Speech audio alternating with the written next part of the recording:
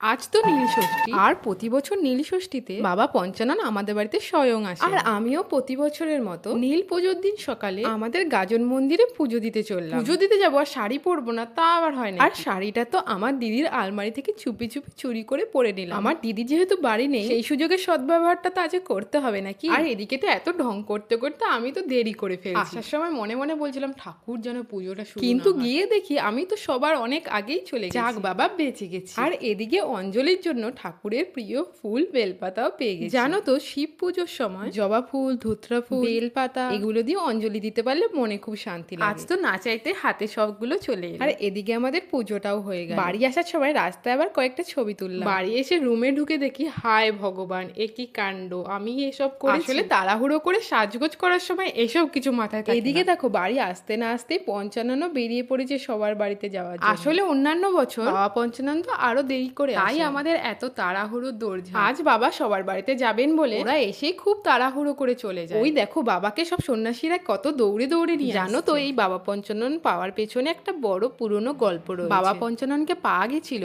মন্দিরের কাছেই একটা পুকুর কাটার সময়। তখন বাবার গায়ে লেগে একটা টুকরো ভেঙে গেছে, তার ফলে নাকি প্রচুর রক্ত বেরিয়ে। সেই সময় একদিন রাতে একজনের স্বপ্নে এসে বলেছেন বাবাকে প্রতিষ্ঠা করার। এখন তো আমাদের এই বাবা এখানে প্রচুর জায়গা, অনেক দূর থেকেও লোক আসে। জানো তো, আমাদের এখানে অনেক বড় করে গাজন, আর এই গাজনের সময়তে বাবা সবার বাড়িতে যায়। আমরা গ্রামবাসীরা তো সারা বছর অপেক্ষা করে থাকি এই দিনটার জন্য। চলো এবার পুজোর প্রসাদ কেউ উপোস ভাঙার পালা। তবে ঠাকুমা বলেছে আজ কিন্তু সারাদিন ভাত খাওয়া চলবে, আজ নাকি লুচি খেয়েই থাকতে হবে। তাই মা আমাদের জন্য কাবলি ছোলা, আলু দিয়ে তরকারি আর লুচি বানায়। একবার ভাবলাম মাকে আমি বেলে দিই, কিন্তু আমার খুব লেট হয়।